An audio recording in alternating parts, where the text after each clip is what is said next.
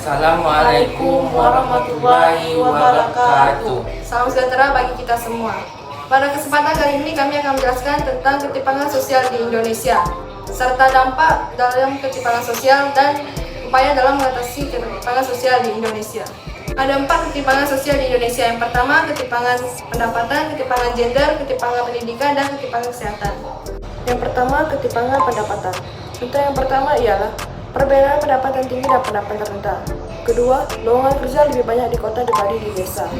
Yang ketiga, perbedaan gaji di kota dan di desa. Yang keempat, kemakmuran masyarakat yang tidak merata antara kota dan desa. Kemudian yang terakhir ialah perbedaan pendapatan nelayan dan PNS serta perbedaan kebutuhan. Kemudian dampak dari ketimpangan tersebut ialah yang pertama, tidak adanya keadilan karena lebih mementingkan kenyamanan orang kaya. Yang kedua, orang desa banyak urbanisasi kota karena kekurangan lowongan pekerjaan di desa. Upaya dalam mengatasi ketimpangan. Yang pertama, mengembangkan lowongan kerja di desa. Yang kedua, orang desa harus bisa memanfaatkan sumber daya alam dalam ekonomi. Kemudian yang terakhir, menyediakan pelatihan untuk mengembangkan keterampilan dalam pekerjaan. Sekian, terima kasih. Yang kedua, ketimpangan gender di Indonesia. Contoh kasus ketimpangan gender ialah yang pertama, perempuan dipandang percuma sekolah tinggi karena ujungnya dipandang hanya berakhir di dapur. Contoh yang kedua ialah perempuan dituntut untuk bisa mengenal pekerjaan rumah tangga, sedangkan laki-laki tidak. Jadi contoh ketiga ialah laki-laki lebih dipercaya sebagai pemimpin dibanding perempuan. Contoh yang keempat ialah perempuan dipandang lebih lemah dibanding laki-laki. Yang terakhir ialah jika laki-laki melecehkan perempuan akan dianggap tindakan kekerasan pelecehan. Sedangkan jika perempuan melecehkan laki-laki hanya akan dianggap sebagai candaan. Dampak dari ketimpangan gender ialah yang pertama, perempuan akan kurang dipercaya untuk menjadi pemimpin. Dampak yang kedua ialah tindakan pelecehan terhadap laki-laki akan dianggap biasa saja. Selanjutnya ialah upaya dalam mengatasi ketimpangan gender. Upaya yang pertama ialah perempuan harus dipercaya sebagai pemimpin. Yang kedua ialah laki-laki harus bisa mengerjakan pekerjaan rumah tangga juga. Yang ketiga ialah perempuan harus dibebaskan untuk berkarya dan menuntut ilmu. Baiklah, saya akan membahas tentang ketimpangan pendidikan di Indonesia. Yang pertama, guru di perkotaan lebih memiliki akses lebih besar untuk meningkatkan kualitas pendidikan daripada guru yang tinggal di desa. 2.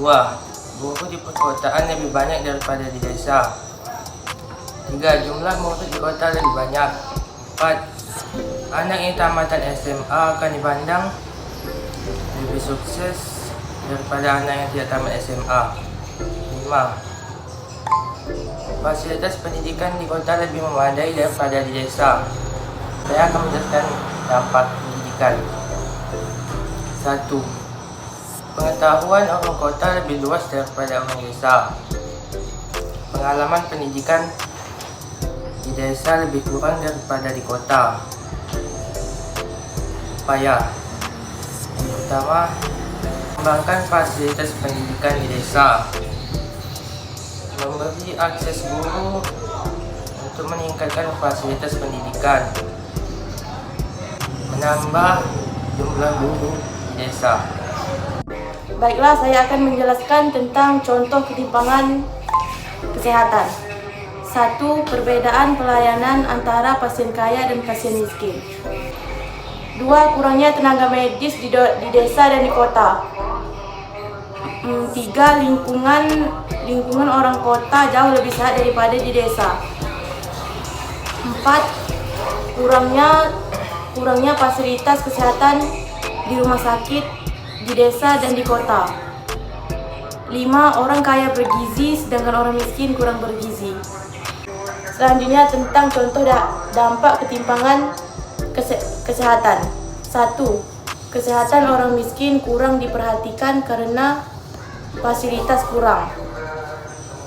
Orang di desa lambat memberi penanganan karena kurangnya fasilitas kesehatan, sedangkan orang kota tidak. Selanjutnya, upaya ketimpangan kesehatan. Pihak rumah sakit harus memberi perhatian tanpa membeda-bedakan. 2. Mengembangkan fasilitas di desa 3. Menambah tenaga medis di desa. Sekian yang dapat kami sampaikan. Jika ada kesalahan kata, mohon maaf. Assalamualaikum Assalamualaikum warahmatullahi wabarakatuh. wabarakatuh. Salam sejahtera bagi kita semua.